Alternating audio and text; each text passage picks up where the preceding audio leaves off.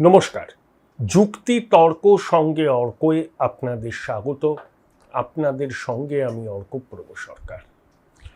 প্রত্যেক দিন যে অনুরোধটা করি আবার করলাম, চ্যানেল সাবস্ক্রাইব করবেন আর মনে হলে থ্যাঙ্কস বাটনে ক্লিক করবেন। দেখুন, 2011 সালের মার্চ এপ্রিল ওই সময়টায় ক্রিকেট বিশ্বকাপ চলছিল। সারা দেশ তখন একটাই আলোচনা, মহেন্দ্র সিং ধোনির হাতে বিশ্বকাপ উঠবে তো, সচিন তার ক্রিকেট ক্যারিয়ারে বিশ্বকাপ জেতার স্বাদটা পাবেন তো। সব জল্পনা উৎকণ্ঠার অবসান ঘটিয়ে ভারতবর্ষ ক্রিকেট বিশ্বকাপ জিতেছিল 2011 সালে দেশের মাটিতে। মুম্বাইতে হয়েছিল ফাইনাল। সেই বছরই ওই সময় থেকে পশ্চিমবঙ্গে হয়েছিল পরিবর্তনের ভোট। কিন্তু জাতীয় স্তরে একটা ঘটনা তারপর আলোড়ন ফেলে দিয়েছিল এবং সেই ঘটনায় কার্যত দ্বিতীয় ইউপিএ সরকারের বিদায় ঘণ্টা বাজিয়ে দিয়েছিল।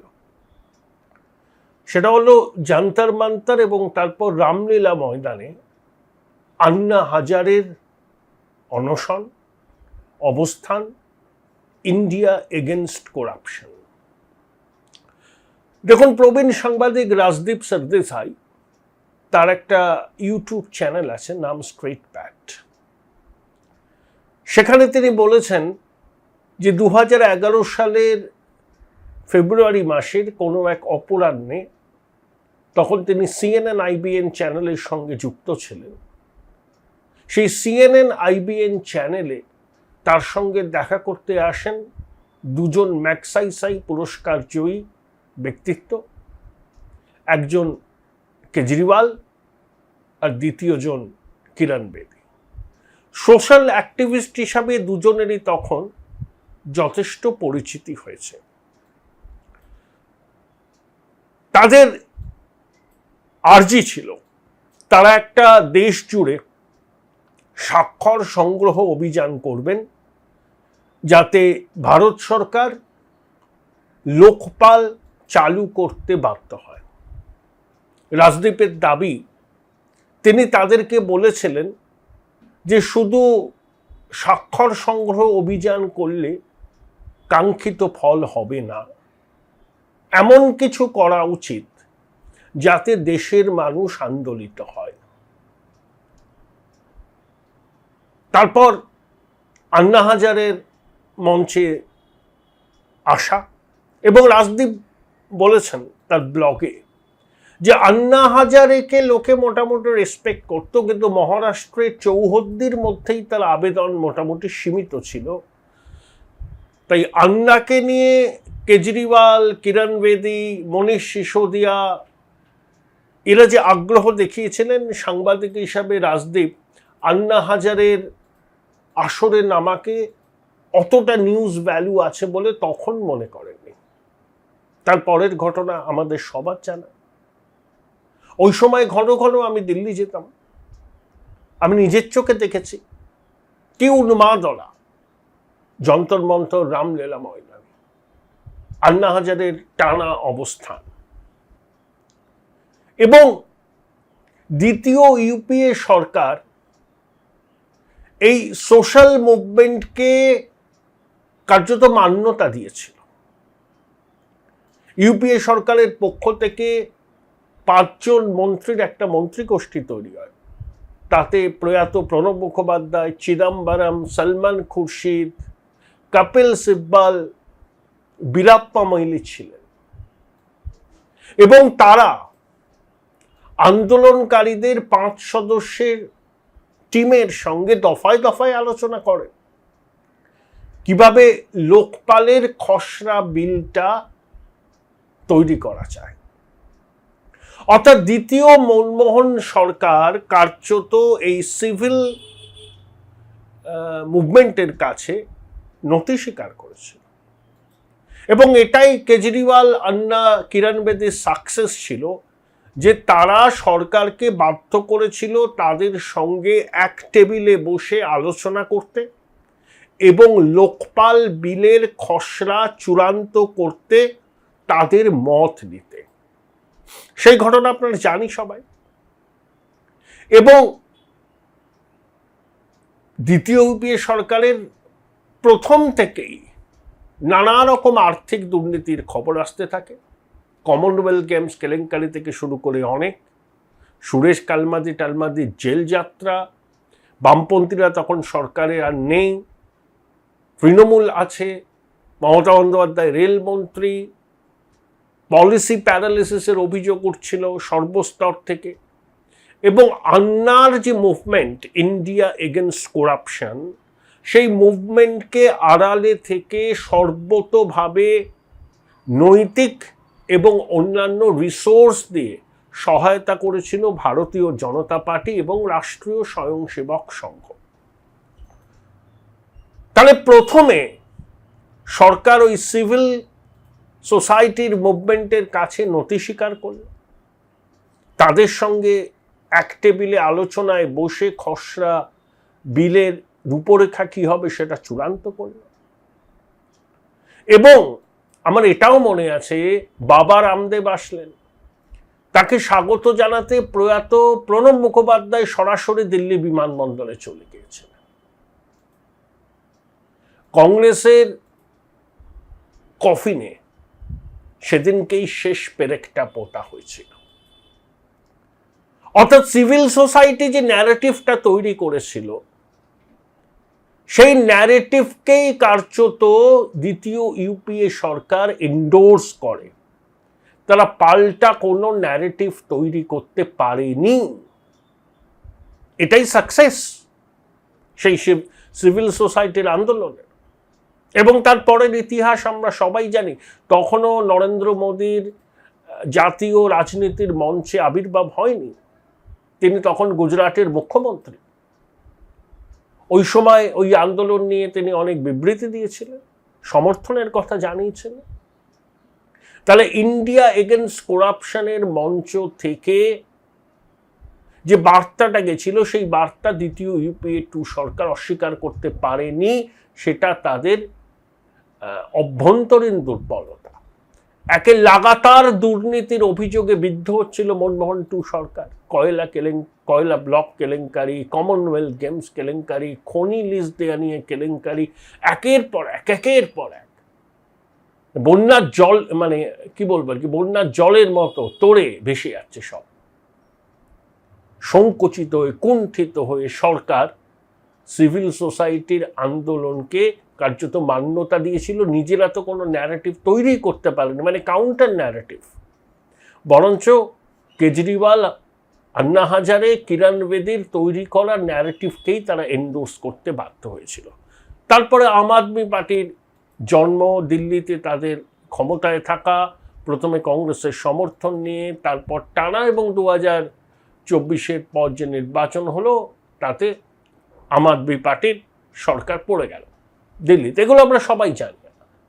আমি 2011-এর কথা বললাম কেন? 15 বছর আগের সিভিল সোসাইটির যে মুভমেন্ট, সেই মুভমেন্টের চাপে নতি স্বীকার করতে বাধ্য হয়েছিল মনমোহন সিংয়ের সরকার। সরকার বিদায় নিয়েছিল 2014। 15 বছর পর একই রকম সিভিল সোসাইটির আন্দোলন হচ্ছে দিল্লিতে। সোনাম ওয়াংচু,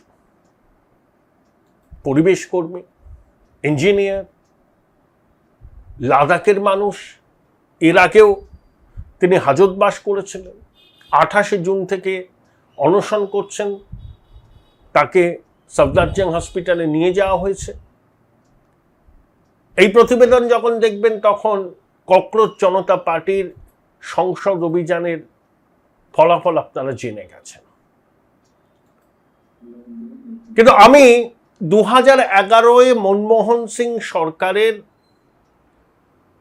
সরকারকে আন্না হাজারের আন্দোলনের কাছে কার্যত নতি স্বীকার করতে দেখেছিলাম। 5 জন সিনিয়র ক্যাবিনেট মিনিস্টারকে নিয়ে কমিটি গঠন, রামদেবকে স্বাগত জানাতে প্রণববাবুর দিল্লি বিমানবন্দরে পৌঁছে যাওয়া। হ্যাঁ, আন্না হাজারে একটা জিনিস খুব সচেতনভাবে করেছিলেন, যে তার অনশন মঞ্চে কোনো রাজনৈতিক নেতাকে তিনি উপস্থিত হতে দেননি, যাতে এই আন্দোলনে রাজনীতির রং লাগে এবং যাতে কেন্দ্রের শাসক দলের সুবিধা হয়। আন্না সেই সুবিধাটুকু করে দিতে চাননি এবং সেখানে তিনি বহুলাংশে সফল হয়েছিলেন। নেপথ্যে থেকে আরএসএস এবং বিজেপি সম্পূর্ণ এবং সক্রিয় সহযোগিতা করেছে, এটাও আবার ঐতিহাসিক সত্য। কিন্তু সোনাম ওয়াংচুর এই যে অবস্থান, তাতে বিভিন্ন বামপন্থী ছাত্র সংগঠনের প্রতিনিধিরা, আইএসএফ, এসএফআই, আইসা, কংগ্রেসের পবন খেরা, অন্যান্যরা গেছেন। মমতা বন্দ্যোপাধ্যায় ফোনে ওয়াংচুর সাথে কথা বলেছেন। এই যে সংসদ অভিযান, তাতে রাজনৈতিক দলগুলো, মানে ইন্ডিয়া মঞ্চের রাজনৈতিক দলগুলো অংশ নিচ্ছে। ককরোচ জনতা পার্টি ডাক দিয়েছে, কিন্তু আন্না হাজারের সেদিনকের অনশন অবস্থান মঞ্চে কোনো রাজনৈতিক দলের প্রতিনিধি ছিলেন না। সোনাম ওয়াংচুর এই যে নিট কেলেঙ্কারির প্রতিবাদ এবং ধর্মেন্দ্র প্রধানের ইস্তফার দাবি যে ককরোচ জনতা পার্টি করেছে, তাতে রাজনীতির রং লেগে গেছে। পূর্বতন ইউপিএ সরকার নতি স্বীকার করেছিল, আর বর্তমান কেন্দ্রের নরেন্দ্র মোদী সরকার সম্পূর্ণ উপেক্ষার রাস্তায় গেছে। দুটোই একেবারে এক্সট্রিম অবস্থান। আপনারাই কমেন্ট বক্সে লিখে জানাবেন কাদের অবস্থান আপনাদের কাছে যুক্তিগ্রাহ্য মনে হয়। পূর্বতন ইউপিএ 2 সরকারের নতি স্বীকার করা, নাকি নরেন্দ্র মোদী সরকারের একেবারে এটাকে অগ্রাহ্য করা?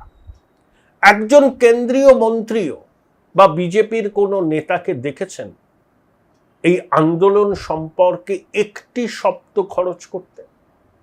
আমার ধারণা তাদেরকে পরিষ্কার নির্দেশ দেওয়া আছে এই আন্দোলনের বিষয়ে কোনো রকম বক্তব্য না রাখতে। সম্পূর্ণ নিষ্ক্রিয়, উদাসীন একটা অবস্থান নিয়েছে কেন্দ্রীয় সরকার।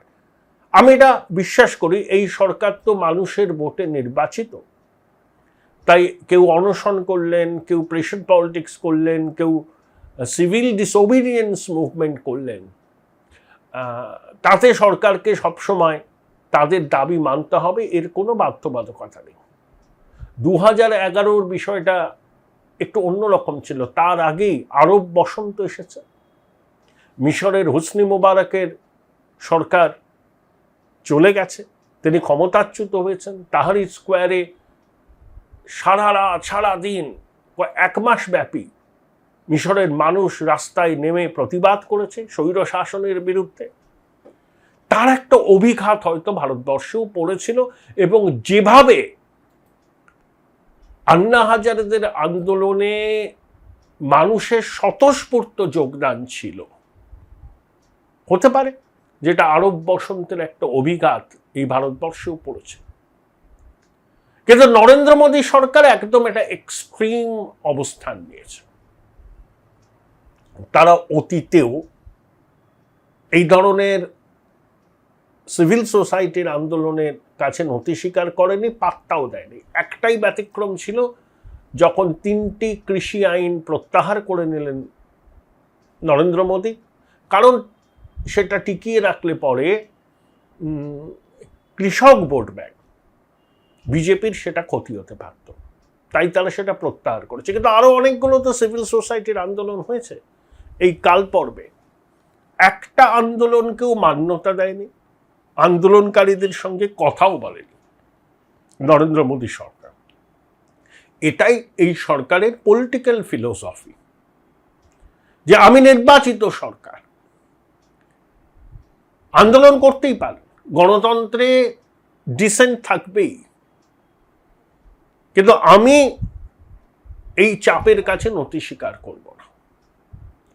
আর নরেন্দ্র মোদী সরকার বা বিজেপির কি সুবিধা হয়েছে, যে এই আন্দোলনে রাজনীতির রং লেগে গেছে। INDIA জোটের নেতারা নেমে পড়েছেন, তারা এই বিষয়টাকে সামনে রেখে কেন্দ্রের সরকারকে কোণঠাসা করতে চাইছেন।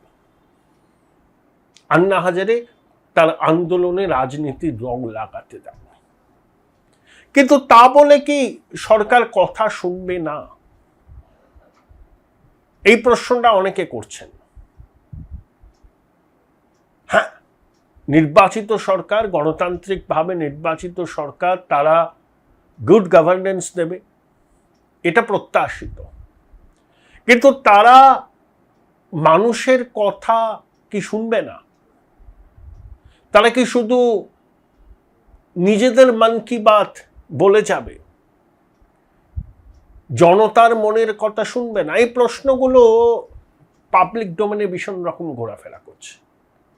আপনাদের মতামতটা জানাবেন। এটা নরেন্দ্র মোদী সরকারের কিন্তু ফিলোসফি।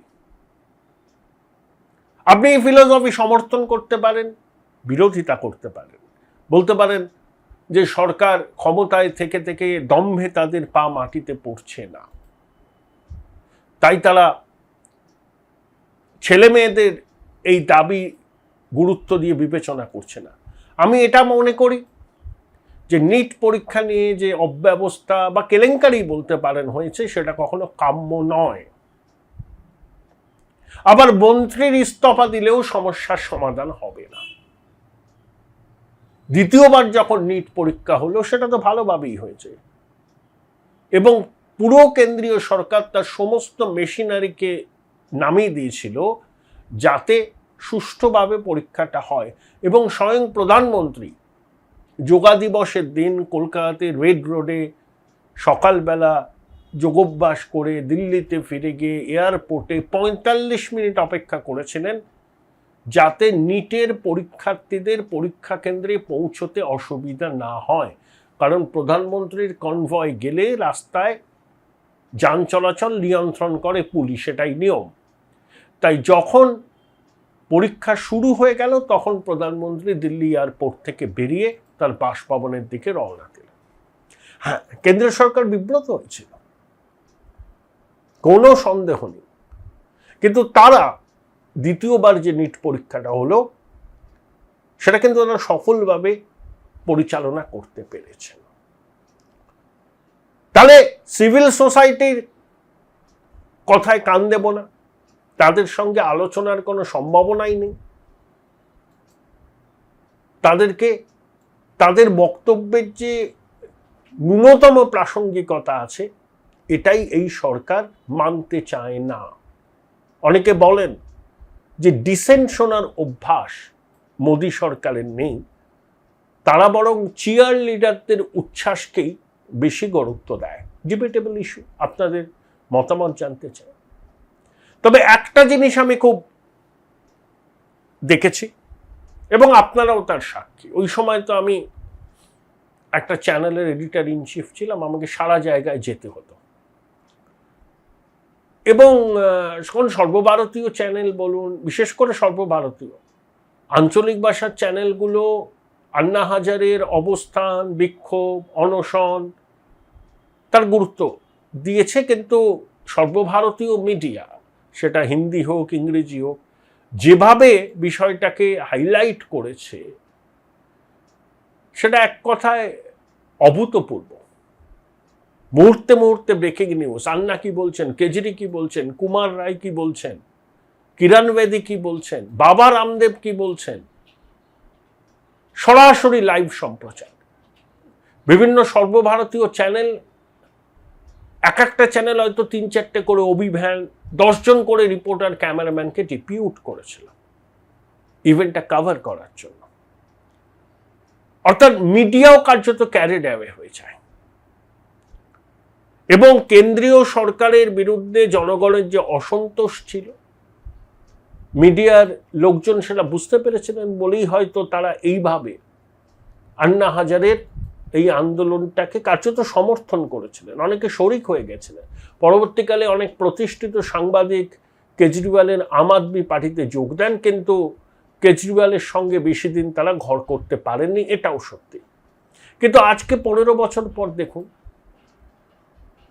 সেই কাভারেজ কি সোনাম ওয়াংচুর অনশন পাচ্ছে সর্বভারতীয় সংবাদ মাধ্যমের কাছ থেকে, যাদেরকে আমরা quote unquote mainstream media বলি। দেখুন, ওই মেন স্ট্রিম মিডিয়ার সংজ্ঞাটাই বদলে গেছে। এখন মানুষ অনেক বেশি সোশ্যাল মিডিয়ায় খবর দেখেন, আলোচনা শোনেন।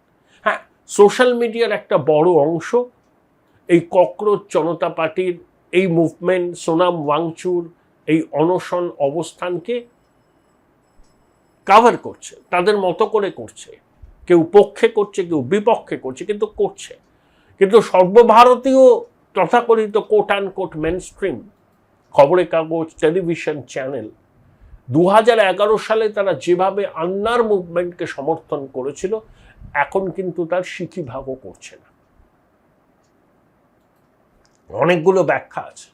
এক, এই সমস্ত চ্যানেলের ওনারশিপ প্যাটার্ন বদলে গেছে। দুই, powers that be at the centre তাদের সঙ্গে একটা সুসম্পর্ক রাখা খুব জরুরি বলে মনে করছেন চ্যানেল কর্তৃপক্ষ। তিন, অনেকে বলছেন যে সংবাদ মাধ্যম এখন ভীত সন্ত্রস্ত। চার, 2011 আর 2026 সময়টাই বদলে গেছে। তখন সোশ্যাল মিডিয়ার এত কিছু ছিল না। এখন সোশ্যাল মিডিয়াতে এত রকম ভাবে বিষয়গুলোকে দেখানো হচ্ছে। সর্বভারতীয় মেন স্ট্রিম সংবাদ মাধ্যম, টেলিভিশন চ্যানেল সেই লড়াইয়ে এঁটে উঠতে পারছে না বলেই তারা হয়তো কাভারেজের পরিধিটাকে সংকুচিত করেছে। এরকম 4টে ওপিনিয়ন আছে। কোন ওপিনিয়ন যুক্তিগ্রাহ্য বলে আপনাদের মনে হয় প্লিজ কমেন্ট বক্সে শেয়ার করবেন। কিন্তু 15 বছরের আগে পূর্বতন ইউপিএ সরকার আত্মসমর্পণ করেছিল, মন্ত্রী গোষ্ঠী তৈরি হয়েছিল, সিভিল সোসাইটির সঙ্গে আলোচনায় বসে খসড়া বিলের ড্রাফট হয়েছিল। আর 15 বছর পর মোদী সরকার এদেরকে পাত্তাই দিচ্ছে না। দুটোই এক্সট্রিম, কি বলবো আর কি, এক্সট্রিম অবস্থান, একেবারে সম্পূর্ণ দুটো বিপরীত মেরুতে থাকা অবস্থান। কোনটা ঠিক? একেবারে উপেক্ষা করা এদেরকে, এদের কথা না শোনা, নাকি মনমোহন সিংয়ের সরকার যেভাবে এদের সঙ্গে আলোচনায় বসেছিল সেটাই করা উচিত? তবে আমি একটা জিনিস বিশ্বাস করি, এই বাচ্চা বাচ্চা ছেলে মেয়েগুলো যারা নিট পরীক্ষা দিয়েছে তাদের দাবিগুলো যৌক্তিকতা আছে। তারা আরেকটু বেটার কিছু ডিজার্ভ করে সরকারের কাছ থেকে, এটা আমার ব্যক্তিগত মত। আর বাকি যে প্রশ্নগুলো বললাম, যে তুললাম, বা যেগুলো নিয়ে পাবলিক ডোমেনে আলোচনা চলছে, সেগুলো নিয়ে আপনাদের কি মত জানতে চাইলাম। আর একজনের কথা মনে পড়ছে, জিডি আগরওয়াল, আইআইটিএন, খুব বিখ্যাত একজন পরিবেশ কর্মী, গঙ্গা দূষণ রোধ করতে 100 দিনের অনশন করে মারা গিয়েছিলেন। পরিতাপের বিষয় হলো, এরকম একটা কি বলবো গুরুত্বপূর্ণ বিষয় নিয়ে তার এই অবস্থান, তার মৃত্যু সংবাদ মাধ্যমে সেভাবে নজরে আসেনি। এটা কিন্তু দুঃখের এবং বেদনার। কারণ নমামি গঙ্গে সরকারের প্রকল্প আছে, আর জিডি আগরওয়াল যে সে লোক নয়, তার একটা সোশ্যাল ক্রেডিবিলিটি আছে। তার মুভমেন্ট, তার মৃত্যু অনশনের পরে অসুস্থ হয়ে, সেটাও কিন্তু যথাযথ গুরুত্ব দাবি করে। এটা আমার ব্যক্তিগত মত। আপনি সরকারের মতের সমর্থক নাকি এই ককরোচ জনতা পার্টির মতের সমর্থক, সেটা আপনার ব্যক্তিগত বিষয়, সেটা নিয়ে কারুর কিছু বলার নেই। কিন্তু কিছু গুরুত্বপূর্ণ খবর সংবাদ মাধ্যমে সেভাবে আসছে না, সুষ্ঠু গণতন্ত্রের স্বার্থে আমার মনে হয় সেগুলো আসা ভীষণ রকম দরকার। দেখুন, দেশটা থাকবে, গণতন্ত্রকে টিকিয়ে রাখতে হবে। সরকার যাবে আসবে, নেতা যাবে আসবেন, কিন্তু এই দেশে গণতন্ত্রের শিকড় বহুদূর বিস্তৃত, মাটির গভীরে প্রথিত। সেই গণতান্ত্রিক ব্যবস্থাকে টিকিয়ে রাখতে হবে, ভিন্ন মত শোনার অভ্যাস রাখতে হবে সবাইকে। তাহলে সুষ্ঠু গণতন্ত্র কিন্তু টিকে থাকবে। দেখুন, অনেকে বলেন না ভারতবর্ষে নাকি ইলেক্টেড অটোক্রেসি চলছে, বোগাস। এই সরকার মানুষের আশীর্বাদে নির্বাচিত, এবং আমাদের প্রধানমন্ত্রী কিন্তু যখন কোনো সিদ্ধান্ত নেন একতরফা নেন না, সমস্ত স্টেক হোল্ডারদের সঙ্গে দীর্ঘ আলোচনার পরে নেন। এটা সত্যি কথা। তিনি এত মত শোনেন, অনেক সময় তার সতীর্থরাই একটু অবাক হয়ে যান যে এত মত কেন শুনছেন প্রধানমন্ত্রী। তিনি তো একটা সিদ্ধান্ত নিতেই পারেন। একটা ভুল ব্যাখ্যা ওই ইকোসিস্টেম বাজারে ছেড়ে রেখেছে যে স্টেক হোল্ডারদের সঙ্গে পরামর্শ না করেই কেন্দ্রীয় সরকার একতরফাভাবে সবকিছু চাপিয়ে দেয়। এটা 200% ভুল, মিথ্যা প্রচার। অনেক বেশি আলোচনা করা হয়, যতটা আলোচনার প্রয়োজন আছে বলে আমার অন্তত মনে হয় না। কিন্তু এগুলো আবার সংবাদ মাধ্যমে আসে না। আর ইলেক্টেড অটোক্রেসি বলে যারা চিৎকার করছেন, তারা একটা উদ্দেশ্য নিয়ে করছেন। কারণ তারা, হতে পারে তাদের এই আন্দোলনগুলো জর্জ সোরেসের পয়সায় হয়, হতে পারে বিদেশি শক্তির মদত আছে, যারা এই কথাগুলো বলে একটা অ্যাটমসফিয়ার ক্রিয়েট করতে চান যাতে গণতান্ত্রিক ব্যবস্থার উপরে মানুষের আস্থা চলে যায়। খুব বিপজ্জনক শক্তি এটা। এই সরকার মানুষের ভোটে নির্বাচিত, গুড গভর্নেন্স দিতে তারা দায়বদ্ধ। কিন্তু একই সঙ্গে এটা আমি ব্যক্তিগতভাবে মনে করি যে কখনো কখনো ডিসেন্টিং ভয়েসকেও শোনা উচিত, তাতে সরকারি কাজকর্ম পরিচালনা করতে অনেক সুবিধা হয়। এটা আমার ব্যক্তিগত মত। ভাই ভাই, এটা মডেল না খাতা। আর কত ফটোগ্রাফি করবি? চুপ কর, সামনে মাধ্যমিক, নোট জোগাড় করে পড়তে হবে। কবে পড়বি ভাই? গ্যালারি তো নোটের লাইব্রেরি আর স্টোরেজে পিডিএফ এর ছড়াছড়ি। ধুর, কোনটা পড়বো কোনটা ছাড়বো কিছুই তো বুঝতে পারছি না। আরে তাহলে মৌলিক লাইব্রেরির বই পড়। ওদের সম্রাট এক্সক্লুসিভ সাজেশন বইগুলোতে পাবি সমস্ত গুরুত্বপূর্ণ এমসিকিউ, এসএকিউ ও বড় প্রশ্ন একেবারে উত্তর সহ। কমন পাবো তো? টপারদের জিজ্ঞেস কর। সম্রাট এক্সক্লুসিভ সাজেশন মাধ্যমিক, ভালো রেজাল্টের পাসওয়ার্ড। উচ্চ মাধ্যমিকের পর উজ্জ্বল ভবিষ্যৎ গড়তে NCHMCT পর্যটন দপ্তর, ভারত সরকারের hospitality and hotel management, Paschimbanga সরকারের মাকাউটের BBA BCA, fashion design, aviation tourism, culinary arts পড়ো SBI HM কলেজে। স্টুডেন্ট ক্রেডিট কার্ড ও ব্যাংক লোন পাবে SBI HM এ পড়লে। কোর্সের শেষে SBI HM দেশ ও বিদেশে চাকরির ব্যবস্থা করে থাকে। SBI HM হলো পশ্চিমবঙ্গের সেরা ম্যানেজমেন্ট কলেজ। SBIHM.com। বোলপুর শহরের কোলাহল থেকে মাত্র 20 মিনিট দূরেই রয়েছে সুন্দর রিসর্ট, যেখানে পেয়ে যাবে স্পেশিয়াস আর এস্থেটিক্যালি ডিজাইন রুম। তোমরা যারা গ্রুপে যাও তাদের জন্য আছে কমফোর্টেবল গ্রুপ স্টে অপশন, আর কাপলদের জন্য রয়েছে লাক্সারিয়াস সুইট রুম, তার উপর আবার ফ্ল্যাট 10% অফ। এখানে প্রকৃতির মাঝে তোমরা পেয়ে যাবে একটা সুন্দর সুইমিং পুল, ছোটদের জন্য প্লে এরিয়া আর একটা এস্থেটিক সেলফি কর্নার। প্রপার্টিটা পুরোটাই পেট ফ্রেন্ডলি, আর এখানে আছে অনেক কিউট ছোট ছোট র্যাবিটস।